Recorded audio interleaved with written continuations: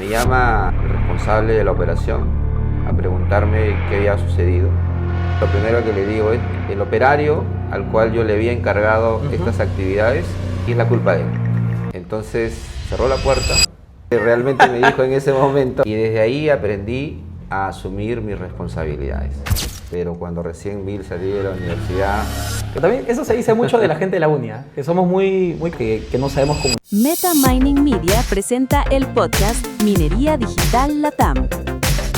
Este espacio de tecnología y minería llega gracias a nuestros auspiciadores.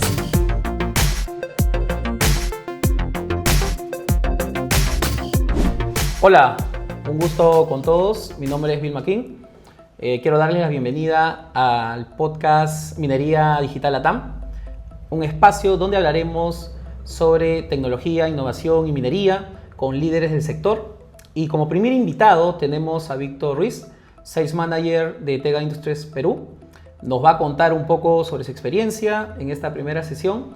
Es un perfil que conecta perfectamente la operatividad, ¿no?, combinado con la experiencia tecnológica y la experiencia en ventas. Así que es un perfil bastante completo y nos va a dar un conocimiento 360 de nuestra industria, ¿no? Un gusto, Víctor. Muchas gracias, Bill. Perfecto. La sección que vamos a comenzar es Camino Profesional, ¿ok? A ver, Víctor, cuéntanos. ¿Hubo algún momento específico, ¿no?, algo que hizo que tú decidas entrar a la industria minera? Tal vez tus padres, algún incidente, algún familiar. Realmente yo empecé la carrera en la universidad con la especialidad de metalurgia. Sin embargo, cuando ya comencé a conocer un poco más de la industria, recordé que mi padre fue docente en el colegio Mayupampa de La Oroya. Ok. Y por ese motivo, en mi casa, en su biblioteca, yo encontraba muestrarios de minerales y no supe qué eran hasta cuando estudié la carrera y cuando comencé a caminar por las diferentes operaciones mineras del Perú y del mundo. Mira qué genial. Pero ahí, ¿cómo decidiste tu carrera de metalurgia, no? Realmente, cuando yo ingreso a la Universidad de Ingeniería a los 16 años, llego a la Escuela de Metalurgia y lo primero que me apasiona para poder acercarme a seguir la carrera es el laboratorio. Yo comencé a familiarizarme con el laboratorio y es ahí, creo que, donde se enciende mi condición de poder contribuir con la innovación desde ese momento. Genial, genial.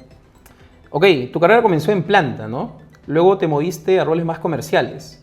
¿Fue una decisión calculada o las circunstancias te movieron en esa dirección?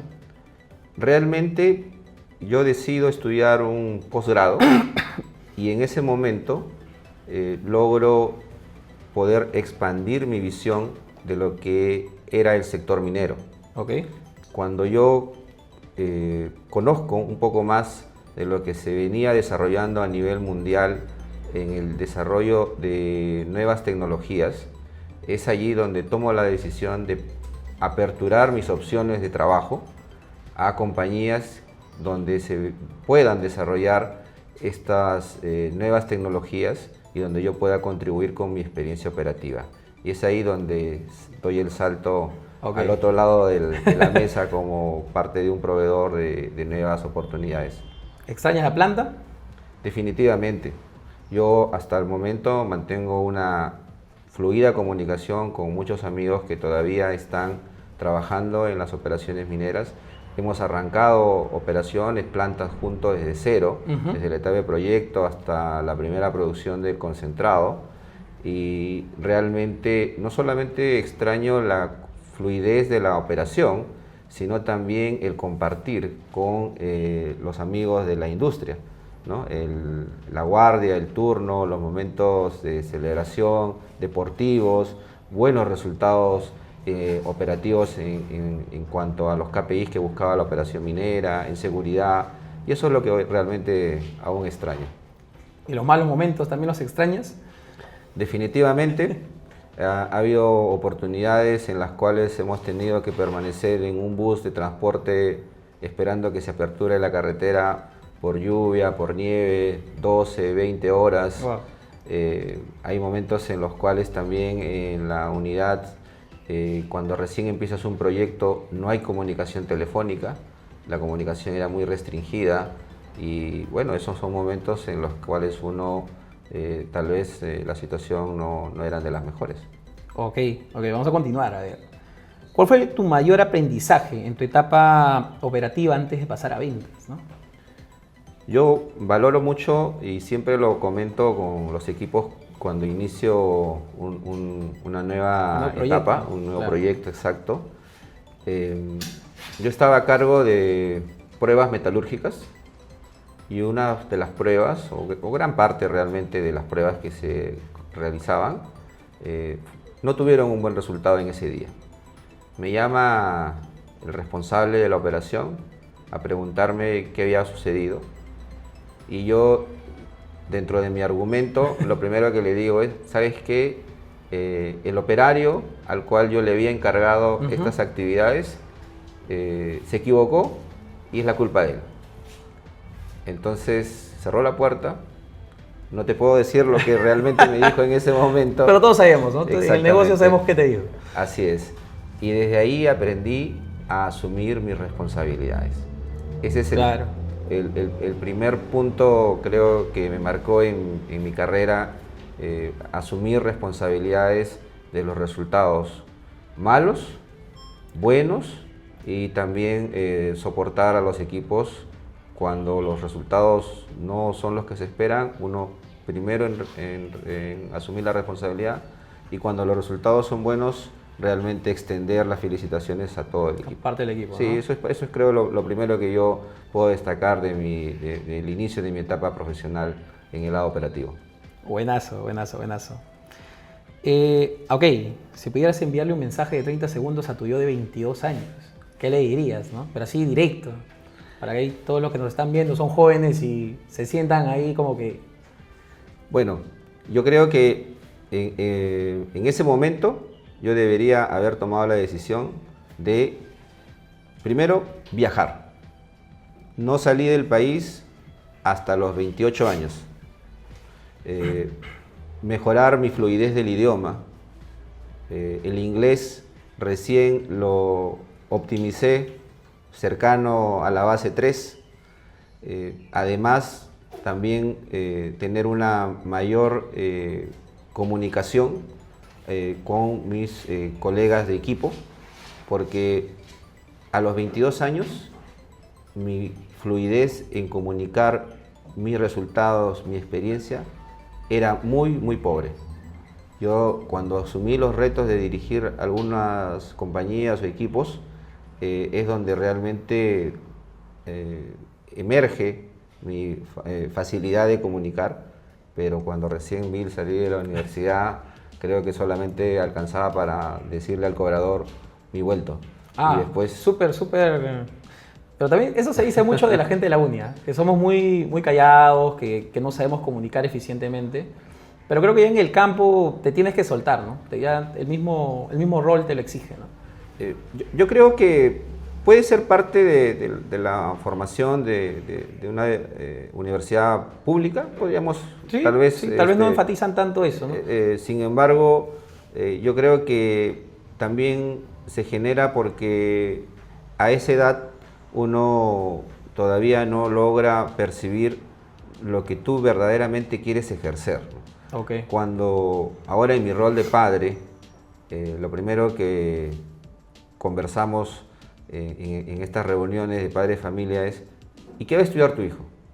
Creo que es una pregunta clásica, ¿no? Y yo he aprendido a poder mencionar, antes de preguntarle a mis hijos qué quieren estudiar o dónde quisieran estudiar, preguntarles en qué quisieran trabajar, a qué se quisieran dedicar.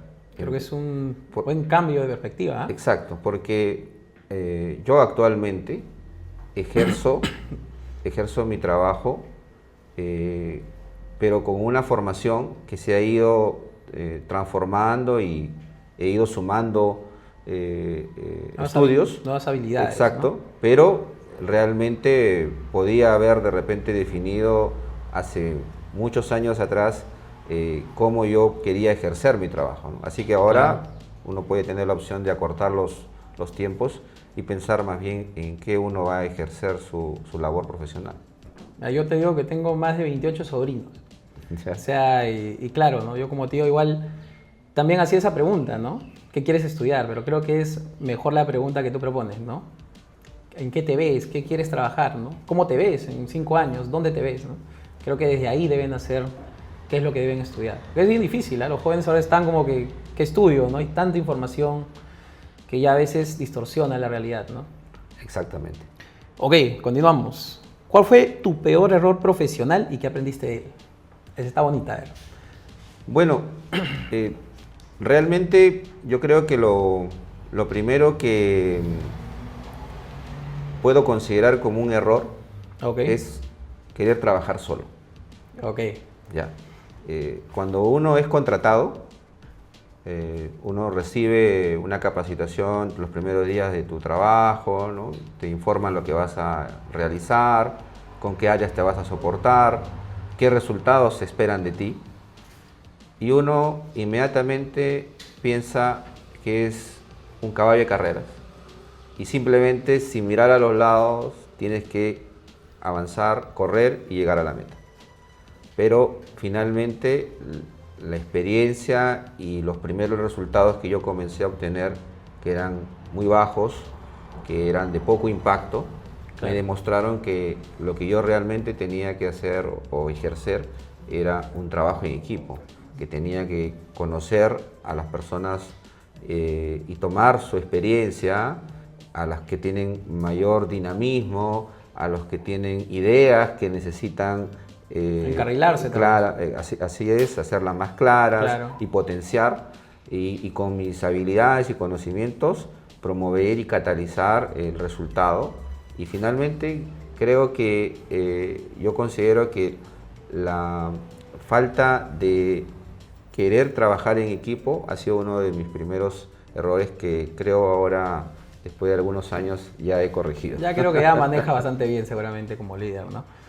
Yo también, para comentarte ahí, ¿no? Fue bastante difícil también para mí emprender y tomar la decisión de tener un equipo, ¿no? A veces uno cree que todo lo tiene que hacer y es bien difícil comenzar a delegar ciertas responsabilidades y también ver cuál es el power de cada persona, ¿no? O sea, hay personas que son muy buenas comunicando, muy buenas desarrollando, por ejemplo, en la empresa que tengo. Entonces, tratar de potenciar, ¿no? Si tú eres bueno en algo, potenciate mejor, a estar tal vez diciéndote aprende de todo. Creo que la especialización a veces es necesaria, ¿no? Para que una empresa pueda diferenciarse de otras, ¿no? En el caso, bueno, hablando del mío, y el rol de líder es bastante, por lo menos para mí fue bastante nuevo el tema de, ok, a ver chicos, vamos a tomar decisiones y vamos a ser responsables de decisiones como estábamos hablando hace unos minutos, ¿no? Bueno, vamos a continuar. Hay una sección acá que es innovación y digitalización en la molienda, ¿ok? Acá es un poquito ya más de tu perspectiva del negocio, todos los años que tienes acá. Desde tu experiencia, ¿cómo ha evolucionado el diseño y desempeño de los revestimientos de molinos en los últimos años? En Perú, básicamente, yo creo que los últimos 10 a 14 años, la aplicación de nuevos materiales, de nuevos diseños en revestimientos para molinos ha dado un salto enorme, positivo diría yo. Ha tomado referencias de otras partes del mundo, de resultados que han podido sostener las decisiones de los líderes en las operaciones mineras de Perú, y eso creo que ha contribuido mucho. Yo me alegro siempre que todos los especialistas de diferentes compañías o diferentes empresas mineras y proveedoras presentan resultados favorables cada vez que se ha ido contribuyendo con un nuevo modelo en revestimiento de molino. Así que es muy grato haber participado también y contribuido con un granito de arena en ese proceso. Genial, genial, genial. Ahora, ¿en qué momento entraron los sensores, ¿no? y la data a la ecuación, ¿no? ¿Qué rol está jugando hoy dentro de la digitalización, ¿no? Bueno, es una tendencia. Yo creo que hoy por hoy, desde que tú utilizas un vehículo y te va informando si te estás estacionando bien o mal, Claro. ya hay una necesidad de ir conociendo tu entorno y que te vaya informando para que tú puedas tener un buen resultado, ¿no? Entonces, la sensorización como tendencia global en la industria tiene muchos años. Claro. Sin embargo, específicamente en el área de molienda o en el área de revestimiento de molinos, que es donde yo me he especializado, creo que ya en los últimos 3 o 4 años ha permitido tener resultados que agreguen o generen mucho valor en la operación, ¿no? Y eso creo que parte de la consecuencia de que necesitamos tener un aliado que no sea una persona que nos esté alertando, ¿no? Claro. Si se pasó un material inchancable, Los inchancables, ¿no? Los que famosos. si, claro, ¿no? Que si excedimos la velocidad, que si excedimos la temperatura, que si hemos llegado al límite del desgaste de un material. Entonces, es toda esa sumatoria de necesidades operativas contribuye que ahora el sensor se comience a focalizar en espacios críticos, como es un área de molienda, ¿no? Claro. El molino es un cuerpo que está en rotación continua, a una alta temperatura, a una velocidad que hace algunos años no permitía tener la interacción con un monitoreo en línea o que nos dé un resultado confiable, Claro, para poder tomar una decisión. pero tan importante como los sensores son también tenerlos homologados, ¿no? Y que siempre estén pasando sus revisiones, ¿no? Esto, claro, es parte del soporte asociado al sensor, ¿no? Porque Ok. el sensor como tal es un elemento, una combinación de hardware y software, que finalmente es soportado técnicamente por un especialista. Y este especialista, asociado al líder o al usuario de la operación minera que decidió instalarlo, tienen que tener una comunicación continua y se tiene que ir, como tú bien mencionas, viendo si está calibrado, Claro. conociendo si el rango de aplicación es el que uno necesita, si se necesitan 1, 2 o 50 sensores instalados.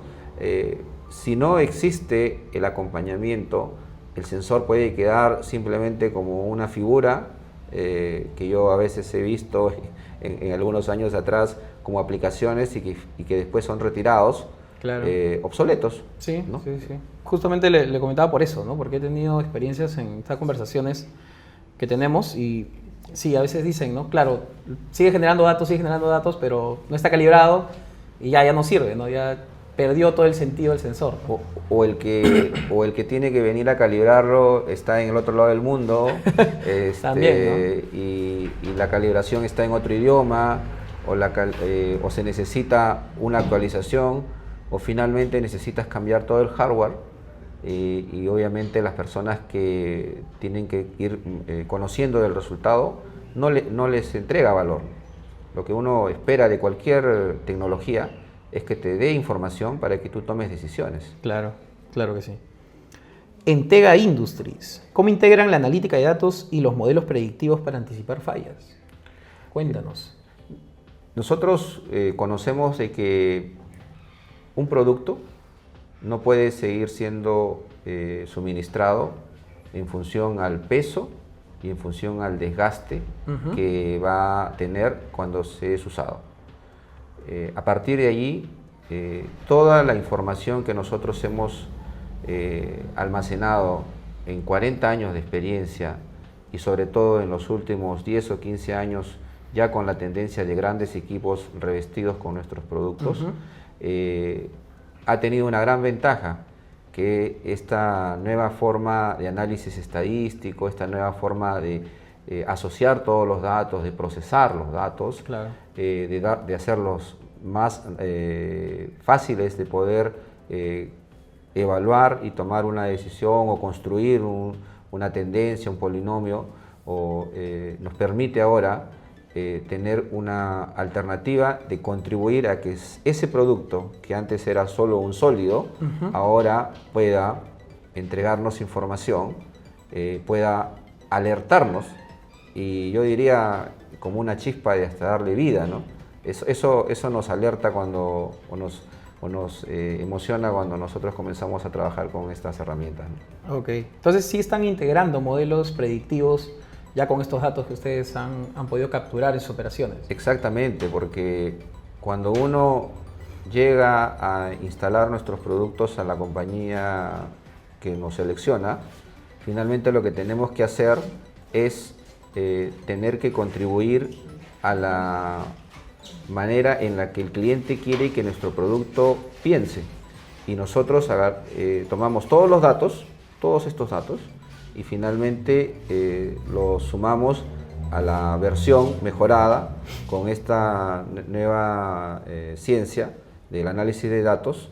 Y finalmente lo que tenemos es un producto que no solamente nos dice cuánto se ha desgastado o cuánto puede tener como proyección de duración cada vez que lo inspeccionemos, claro, sino en el día a día yo me levanto y me acerco al molino y inmediatamente puedo tener un resultado de cómo se está comportando mi producto.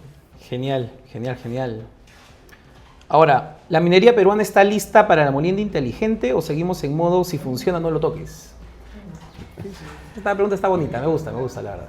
Realmente yo creo que el concepto de que así como está, déjalo funcionando, realmente ya en una industria que tiene una alta expectativa por el Claro, valor del mineral o, ¿no?, del elemento que uno procese, yo creo que ya es una decisión que no agrega resultados positivos a la industria, ¿no? claro. Tal vez el sentido de la poca información de lo que uno pueda tener de estas nuevas tecnologías como la que nosotros, por ejemplo, desarrollamos, pueden generar una demora en la decisión, ¿no? Y a veces también la prioridad de los cambios en una operación minera puede hacer que una alternativa de muy buena oportunidad termine siendo relegada y se mantenga tal cual, ¿no? Entonces uno de fuera dice, ¿sabes qué? Mejor no le hagas ningún cambio, así como está, manténlo, me funciona, pero realmente hay que evaluar, ¿no?, que uno puede tomar una alternativa diferente. Pero hay muchas operaciones que prefieren mantenerse tradicionales, ¿no? Que están como que ahí todavía a adoptar ya esta tendencia tecnológica como tal, ¿no? Yo creo que los equipos que están en una planta concentradora, por la operación que tienen, ya realmente están pagados. Claro, y de hecho están ya apostando por una industria que genera mucho valor o mucho ingreso para el dueño o para la compañía que es propietaria, ¿no?, para la empresa que es propietaria. Entonces, cuando uno ve esta condición de una empresa que ya apostó por equipos de mayor tamaño, que pueden ser para procesar 80 toneladas por día o pueden procesar 100.000 toneladas por día, realmente todo lo que nosotros conocemos hoy por hoy como tecnología les va a aportar beneficios. La tecnología a veces se concentra en áreas de laboratorio, en áreas logísticas, pero poco a poco se van a ir acercando finalmente a las áreas operativas, ¿no? O sea, es una inercia, es una tendencia en planta, en mina, en geología, ¿no? Claro, genial. Ok, a ver, la última pregunta de esta sección, ¿eh? Si tuvieras que resumir la clave del éxito en una operación eficiente de molienda, ¿qué 3 factores destacarías? La confiabilidad del producto, Ok,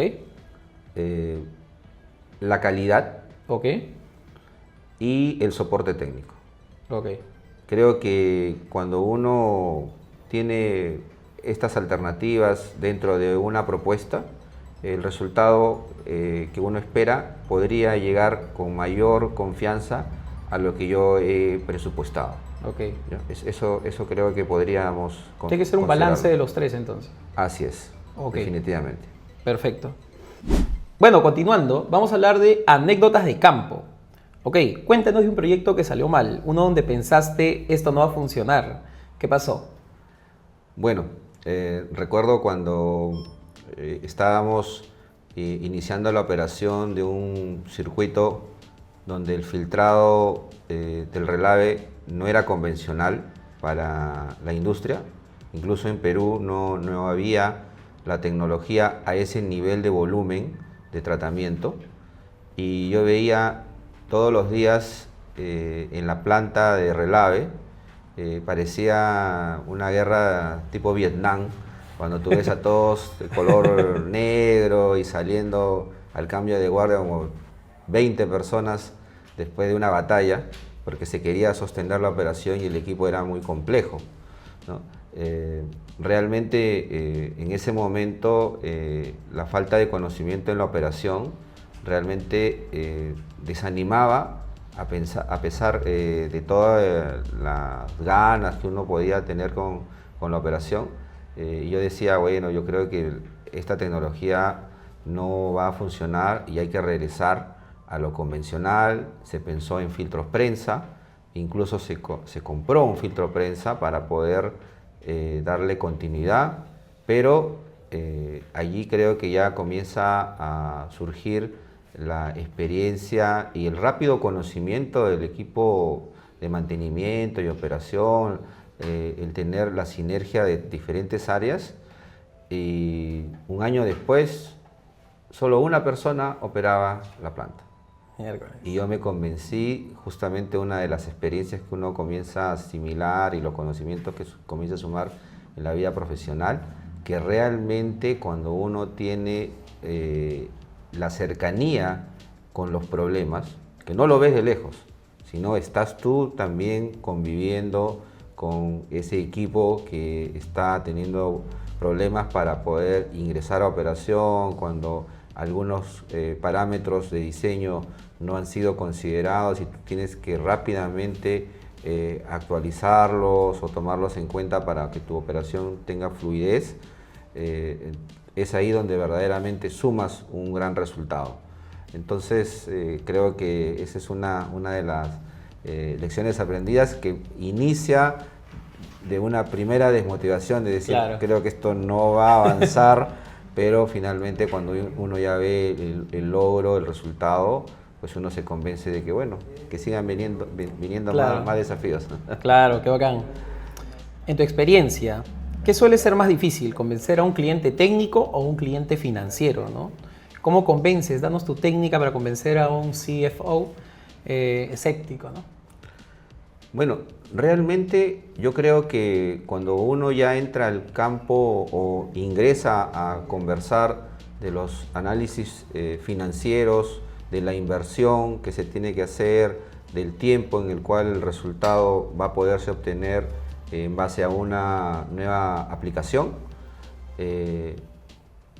cuando tú tienes el conocimiento claro, una persona con experiencia en el nivel de finanzas rápidamente va a entender la suma de toda la inversión versus el resultado.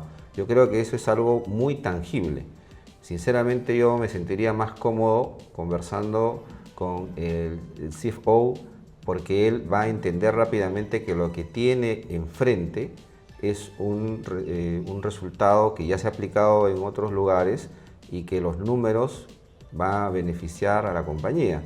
Cuando uno va al lado técnico, realmente la experiencia que uno tiene al frente con un usuario, con un líder de 20, 40 años de haber operado equipos similares, realmente te puede generar múltiples comentarios y los tiempos de decisión pueden ser más extensos. Así que yo creo que uno de los tips que yo siempre he tenido cuando me ha tocado ir a sustentar en español o en inglés, y ahora estoy aprendiendo algo de chino porque me toca poder comunicarme también a ese nivel con las compañías, es en el primer slide que uno va a hacer la presentación, ser muy directo en cuánto finalmente va a ser el resultado a favor.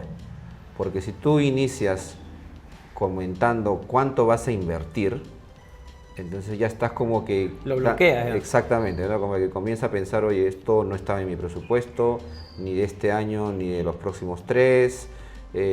¿Cómo viene acá a pedir más dinero a cambio de qué? Pero cuando tú presentas alguna fórmula donde lo primero que tú mencionas es cuánto va a ser el beneficio, finalmente ahí nuestros amigos de las áreas de finanzas permiten por lo menos prestar atención. Después definitivamente es un nivel de diferentes áreas de aprobación, pero por lo menos ya hay una manera en la cual uno puede entablar una comunicación fluida con ellos.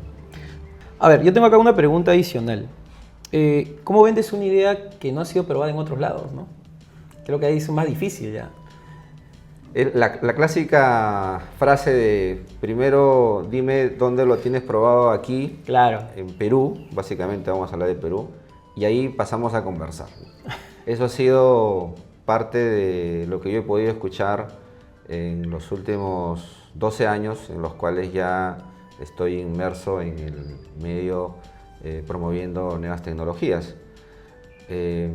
Realmente, ¿por qué nos dicen eso? Por las malas experiencias que han podido tener con productos similares, cuando ha habido interacción con estas tecnologías y finalmente no ha habido soporte. Pero yo creo que cuando tú conversas con un líder, y yo creo que ahí verdaderamente aparece el líder de una área, de una operación minera, donde asume responsabilidades y toma una decisión, como yo las he visto en estos más de 10 años, y siempre aplaudo en los eventos o congresos cuando me invitan, incluso hasta comparto nombres de profesionales que han apostado por las tecnologías y que ahora se han extendido, que han dado resultados. Tal vez algunas han tomado su tiempo y otras también no han tenido el resultado que se esperaba y han tenido que pasar simplemente como una experiencia más. Pero creo que el primer punto es poder conversar con alguien que tenga una visión diferente y que pueda, haciendo una evaluación correcta, tomar una decisión. Y también, por mi lado, por el lado de la compañía que uno representa, ser transparente. Mientras la información llegue de la manera más directa, creo que el resultado de desplazar esa frase de que primero tráeme tu prueba de Perú y si no, no podemos conversar, se va a poder ir desechando, ¿no?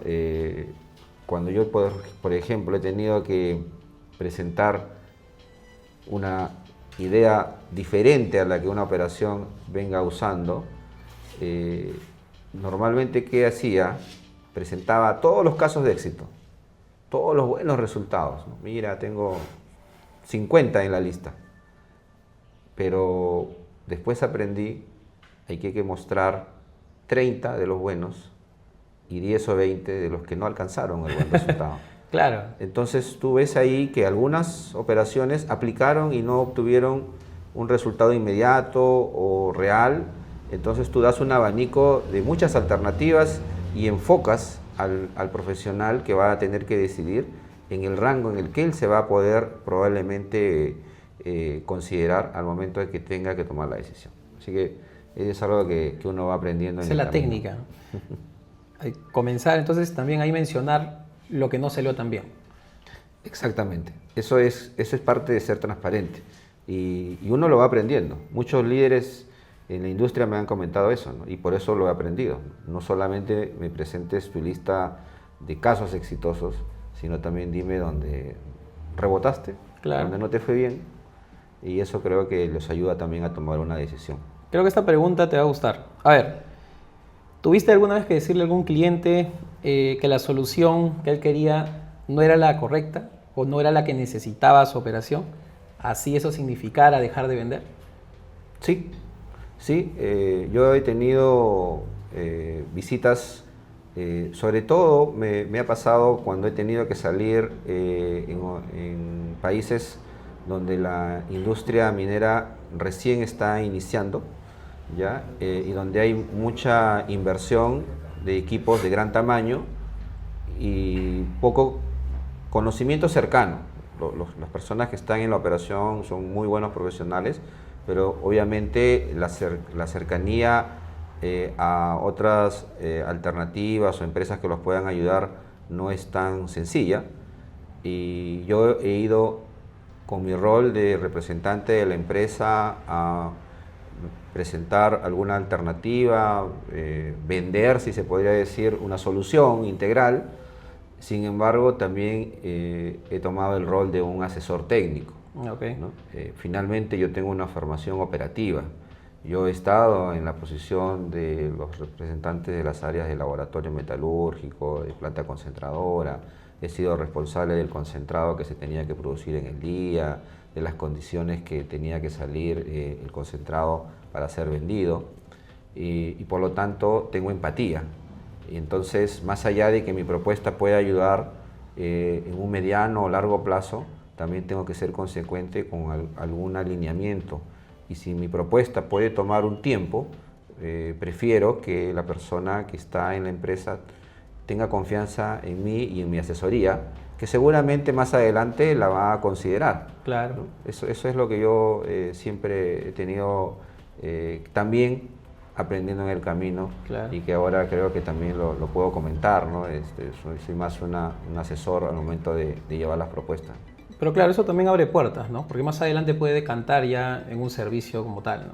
Sí, hace poco conversábamos en una mesa de negociación y mi cliente mencionaba que más allá de la decisión que se tome, ambas compañías, la empresa minera y la proveedora que yo representaba, tengan que tener la mejor imagen una de otra.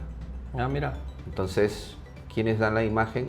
Nosotros, los profesionales que estamos de cada lado de la empresa. Así que esa imagen es justamente en base a transparencia, en base a tener las cosas bien claras y eso seguramente va a dar oportunidad a mantener una relación sostenida. De ¿no? confianza, ¿no? Exactamente. Excelente. Ok, ¿cuál ha sido el proyecto más desafiante donde aprendiste a unir lo técnico, comercial y lo humano? Uno ahí de todo ese abanico de experiencia que tienes. Yo tuve la oportunidad de comenzar a formar equipos. Ok. Mi experiencia en la etapa operativa fue asumir el rol de dirigir los equipos. Interesante, desafiante. Sin embargo, luego tuve la oportunidad de integrarme a una compañía donde uno de los objetivos era crear un equipo. Ok. Darle fortaleza a una división a partir de un equipo técnico, comercial, de especialistas. Y ahí es donde yo tomo la experiencia de la operación y comienzo a cambiar la ejecución de los parámetros operativos de mi chancadora, del molino, de la zaranda, del espesador, por nombres, por personas, ¿no? Por profesionales que finalmente iban a capacitarse en esta especialidad y que luego iban a soportar nuestras propuestas frente a los clientes. Entonces, para mí era algo distinto porque tenía que tomar las fortalezas de cada uno de los integrantes del equipo y comenzar a capitalizarlas buscando un mismo resultado. De esa manera, yo creo que después de unos años, este equipo excelente fue generando buenos resultados en la compañía. Estos profesionales luego salieron a ser parte de diferentes empresas en el rubro y creo que es uno de los mayores, para mí, de los mayores recuerdos que tengo en cuanto a la aplicación de esta fórmula, donde el recurso humano finalmente es uno de los que genera mayor valor, pero también que tal vez sea uno de los donde tenemos el mayor reto para poder trabajar. Perfecto, Víctor. Ok, vamos a pasar a otra sección. Estas son preguntas rápidas. Te vamos a dar opciones y tú vas a tener que decidir uno u otro. Te explayas, pero no tanto como las anteriores, puntual nomás. ¿Por qué? Lo más breve posible. Si ¿Ok? me preguntas por equipo de fútbol, te lo respondo inmediatamente. Así que... Oh, ay. ¿Cuál es tu equipo de fútbol? Cuéntame. Bueno, yo soy Puntual. hincha, fanático y seguidor de Universitario de Deportes. Seguramente un porcentaje de las personas que no van a seguir se desanimen a seguir siguiéndome. Pero no, soy parte de la fanaticada o del hincha que creció con esta tendencia hace muchos años de el participar. Te he visto ahí los en el equipos estadio, ahí animando. Así es. Ya, vamos a comenzar. A ver, ¿cuál prefieres? ¿Planta o oficina? Planta. Ok. ¿Molienda SAC o HPGR? Molino Sac. Ok, perfecto. ¿Data o experiencia? Definitivamente la experiencia. Ok, le da sentido a los datos, ¿no? De todas maneras, Claro. si no es como que algo inconcluso, ¿no? Claro. Ha habido muchos casos donde contratan científicos de datos que vienen de banca y claro, hacen algunas correlaciones bastante dummy, ¿no? Me ha pasado hace poco que pedí hacer un análisis y cuando fui a ver el resultado habían considerado todo lo que posiblemente la teoría Ajá. define. Claro. Sin embargo, no se habían puesto a pensar en que el equipo tenía una cierta capacidad Ujú. y iba a operar en ciertas condiciones y era cuestión simplemente de adecuarse al medio en el cual uno iba a realizar el análisis y no pensar pues que simplemente son números y que yo puedo ponerles un valor y no pensar en qué van a ser utilizados. Así que Sí. eso es parte de la experiencia y ahora cuando las personas comienzan a salir al terreno, a comunicarse o a aprender un poco más de lo que van a tener que evaluar, pues definitivamente el resultado es súper potente. No, claro que sí. Nosotros también desde Codea Uni creemos que es más fácil formar a alguien técnico en habilidades tecnológicas, enseñarles desde programación, procesamiento, ¿no? Interpretación de datos, ML en general aplicado, que traer a alguien de afuera y enseñarle el negocio, ¿no? Porque creo que es un poco más larga la curva de aprendizaje, ¿no? Entonces puedes formar en 8 meses a alguien que entienda cómo trabajar con datos y entiende el negocio, o sea que va a darle valor a los datos, y traer a alguien del sector de afuera, hay una curva mucho más larga. Seguramente sí. La sintonía con la industria minera nos obliga, tú has dicho algo muy, muy importante, ¿no? A tener resultados que no tomen mucho tiempo, Claro. ¿no? A veces hay industrias en las que tú puedes hacer evaluaciones, análisis por meses y finalmente tomar una decisión, claro, que puede impactar potentemente a la compañía, que puede posicionarla muy bien, pero en minería no te pueden esperar. Claro. Entonces, en minería son 2 turnos por día y te miden por el volumen de concentrado producido, su calidad y si has mantenido todo esto en función a tus índices de seguridad y cuidado medioambiental y relación con tu entorno social. Claro. Esa es la fórmula. Y tú no puedes decir, bueno, mira, lo que dejé de producir hoy lo voy a recuperar el próximo mes o en 5 meses más, porque probablemente ni siquiera el tiempo te ayude a poder recuperar mucho de lo que tú has dejado de producir por alguna condición particular. Así que el análisis o todo el trabajo que uno hace debe ser muy cercano a obtener respuestas inmediatas, ¿no? Y Claro. es ahí donde toma sentido lo que tú mencionas, cuando uno tiene que tomar la decisión de poder entrenar a las personas que tienen la experiencia en el campo y que necesitan tal vez tener una mayor información o práctica de Claro. las herramientas que uno tiene ahora a la mano, ¿no? No, sí, definitivamente es algo en lo que creemos y hemos visto, ¿no? Ya ahora que hemos trabajado con varias empresas, es más fácil darles esta capa tecnológica y que traer gente de afuera y luego enseñarles el negocio. Es una curva mucho más larga, ¿no? Entonces, continuando. Ok, a ver, equipo técnico comercial. Yo creo que me considero tan buen comercial que me gustaría siempre elegir al equipo técnico. Ahí está, con la modestia que me caracteriza, tienes que decir. Liner metálico compuesto. A ver, Hoy por hoy creo que el liner compuesto definitivamente ha tomado ya una gran posición en el mercado por los beneficios que se pueden obtener. Sin embargo, más que elegir algo específico, yo creo que también lo que tenemos que elegir es un buen análisis, ¿no? Okay. Una buena evaluación de qué es lo que necesito y en qué momento lo necesito.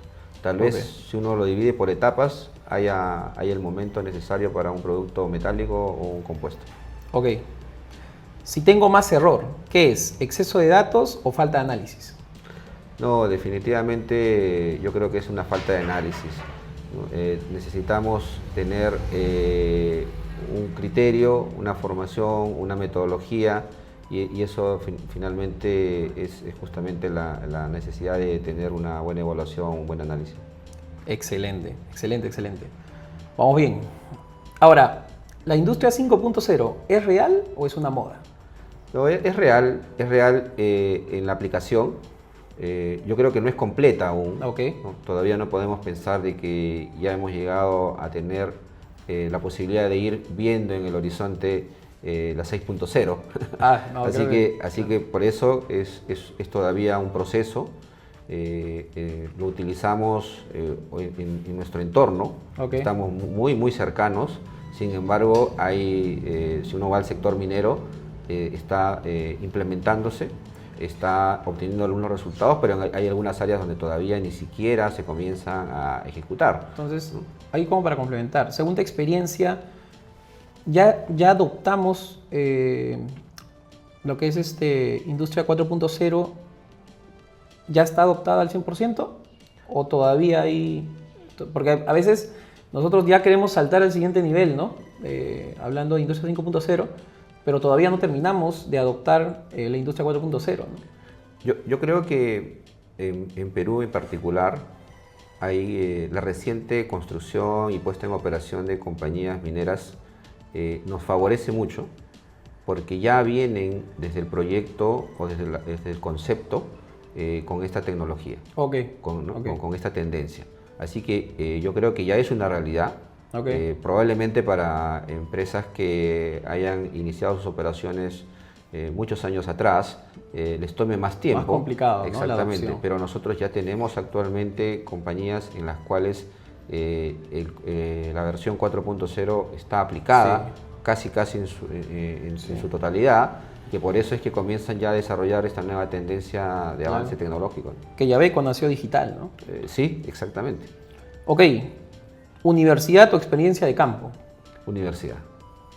Ahí tal vez tú pienses que uno es más científico que explorador, pero yo creo que una formación académica, la universidad o una institución técnica te da las herramientas, las fortalezas, la formación para poder tomar decisiones que después tú vas modelando conforme vas ejerciendo tu actividad profesional. Definitivamente sumar kilómetros, años de trabajo te van a aportar mucho, van a poder darte esa también oportunidad de definir, de tomar decisiones.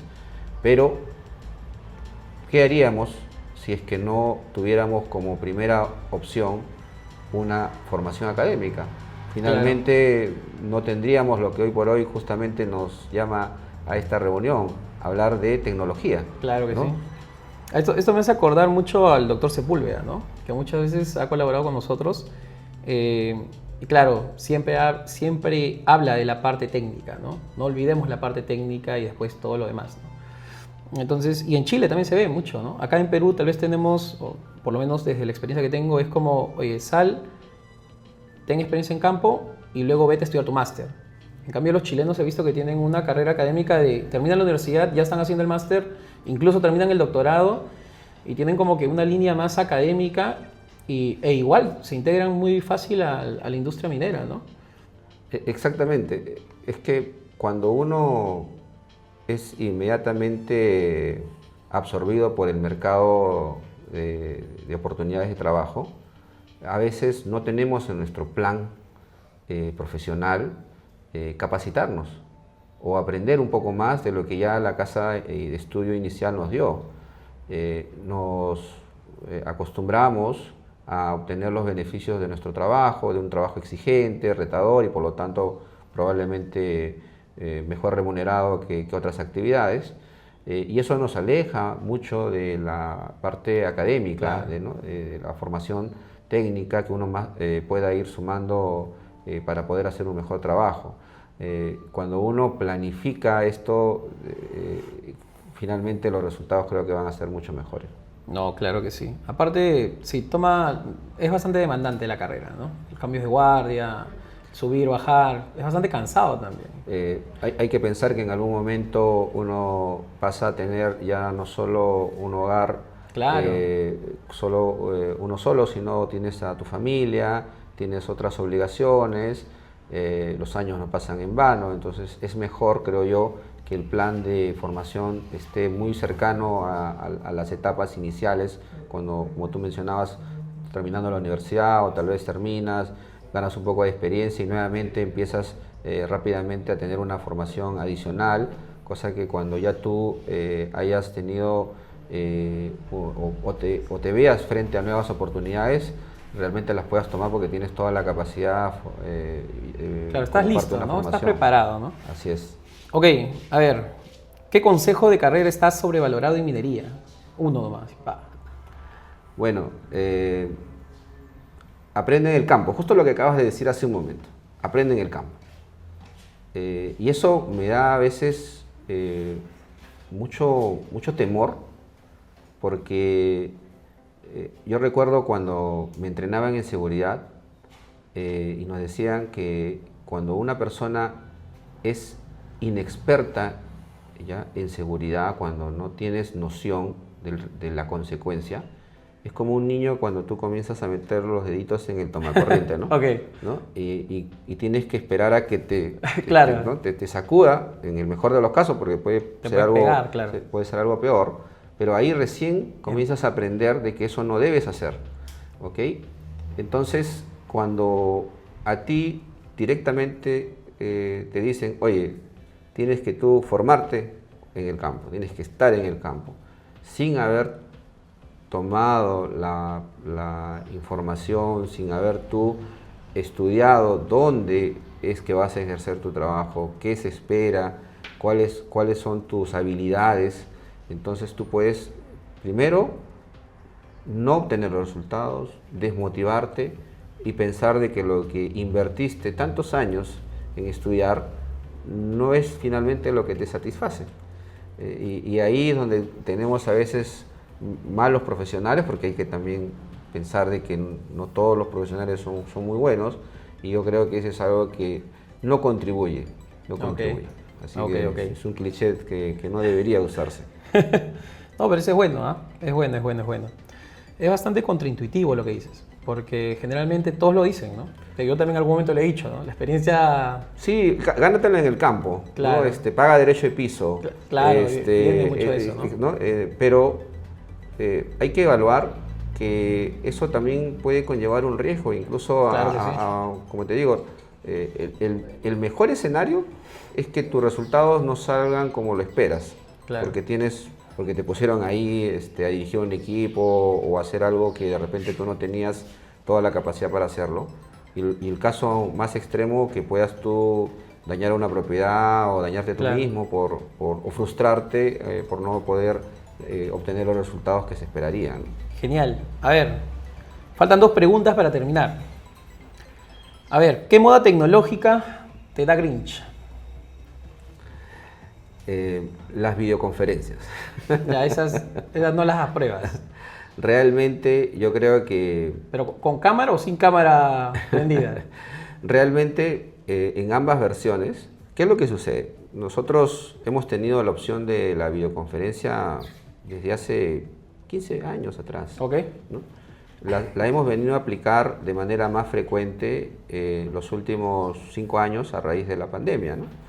Y ahora se ha quedado como una moda que yo temo que no va a ser tan fácil de dejar de usar. Ujú. ¿Y por qué me considero un Grinch frente a estas videollamadas o videoconferencias? Videoconferencias realmente. Okay. Porque no te resuelven el motivo por el cual te llaman a esta reunión. Claro. A mí me ha sucedido de que estamos en reunión, todos en sus módulos, atendiendo una reunión donde tranquilamente podemos buscar un espacio, conversar y darle solución o definir un tema particular. Claro. Y podemos estar 30, 50, 90 minutos hablando de un tema donde no todos prestan atención, donde otros están preocupados por la siguiente reunión que viene y tienes tu agenda completa para tomar decisiones de poca trascendencia en la mayoría de los casos, y yo creo que nos aísla en vez de ayudar. En algunos casos, si uno quisiera comunicarse, ¿no? Claro, si uno quisiera comunicarse con una unidad lejana, con un país en distinto cambio de hora, es perfecto, pero si quieres conversar con tu colega que está al lado de tu módulo en la siguiente oficina y lo llamas a una conferencia, creo que ya ahí hay un exceso de la moda, ¿no? Así que yo prefiero claro. conversar, ven acá, hablemos. Tomamos un café, ¿no? Exactamente, y ahí en 20 minutos de conversación dejemos libre la tarde de puras videollamadas o videoconferencias. Buenazo. A ver, la última pregunta. Ya, con esto cerramos y ahí ya.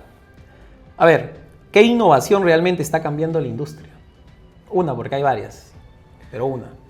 Yo creo que la autonomía de los equipos. Lo vemos muy cercanamente. Si uno hoy por hoy quiere adquirir un vehículo para uso personal, te advierte del entorno donde claro. vas a movilizarte, se puede estacionar solo, claro. ¿no? Puede trasladarse solo, y esa tendencia, si uno la lleva a la industria, está haciendo que cada vez los equipos puedan prescindir de una operación directa de un ser humano. Claro. Sin embargo, también esto necesita de un soporte que justamente lo tiene que dar el especialista que está formado, que está capacitado. Pero creo que la tendencia a que cada vez los equipos puedan movilizarse o ¿no? La industria pueda tomar datos en tiempo real que ayuden a tomar decisiones, eso es lo que creo que está moviendo bastante la industria. Hoy por hoy tú te trasladas de un lugar a otro, inmediatamente en tu celular comienzan a generarse alertas en tus redes sociales y te sugieren estacionamientos, restaurantes, lugares de esparcimiento, y así te puedes ir distribuyendo, claro. Y eso es autonomía, ¿no? O sea, sí. Alguien va viéndote en GPS dónde te movilizas y te va sugiriendo en el entorno qué alternativas puedes aprovechar estando allí. Y definitivamente eso es algo que ya se está desde lo más simple, creo, hasta una industria tan compleja como la minera, teniendo como punto de apoyo, ¿no? Genial. Sí, aparte, ahora que acabas de mencionar autonomía, ya muchas mineras están adoptándola, ¿no? Tanto para camiones como para perforadoras, por lo menos, que es la parte que conozco más. Y claro, hay una barrera todavía ahí en la adopción de autonomía, pero no va tanto de la tecnología, porque la tecnología se puede comprar, ¿no? Es tal vez la capa humana, ¿no? Técnica, que tiene que estar lista también para, adoptar la autonomía y poder integrarla de manera eficiente en la operación. Exactamente. Lo que sucede es que a veces, y esto en general, con la opción de la autonomía o con otra alternativa, claro. Uno tiene que seleccionar la alternativa que quiero aplicar, pero también tengo que incluir el acompañamiento, el soporte, la cercanía con quien me provee esto, para que pueda el resultado ser en un menor plazo o llegar a la meta que yo espero, porque en sí, como lo mencionas, esto es hardware y software. Claro. Y finalmente no es que lo vayas a sacar de la caja y decir, bueno, ahora sí funciona, ¿no? Tú tienes que tener a un grupo de especialistas que es en el campo donde lo vas a ocupar, donde lo vas a utilizar, y también por el lado del proveedor, quien te va a guiar para que tú le puedas sacar el mayor provecho. Pero definitivamente las cosas, con el significado de autonomía no es que funcionen solas, sino que nos ayudan a poder obtener un resultado más eficiente, porque yo puedo definir un rango, un tiempo, porque puedo establecer metodologías y que se puedan cumplir con mayor eficacia y eficiencia, pero tiene que haber la participación de un grupo de trabajo. Claro que sí. Eso es algo que tenemos que tener muy en cuenta. Bueno, ya hemos llegado al cierre de este primer capítulo. Hemos tenido, como lo dije al inicio, un invitado de lujo, Víctor Ruiz. Espero que nos puedan seguir en el siguiente capítulo. Esta solo es una muestra de lo que se viene. Tenemos invitados de lujo en esta primera temporada, una temporada de 8 capítulos. Así que nada, nos vemos en la siguiente edición. Cuídense. Muchas gracias, Víctor. Muchas gracias, Bill, y nos veremos pronto. Claro que sí. Gracias a todos. Chao, cuídense. Podcast Minería Digital LATAM, producido por MetaMining Media, agencia de marketing especializado en minería. No olvides dejar tu like, comenta qué tal te pareció, comparte este video para que más personas tengan esta información valiosa, suscríbete a nuestro canal y activa la campanita para notificarte de nuestras próximas publicaciones.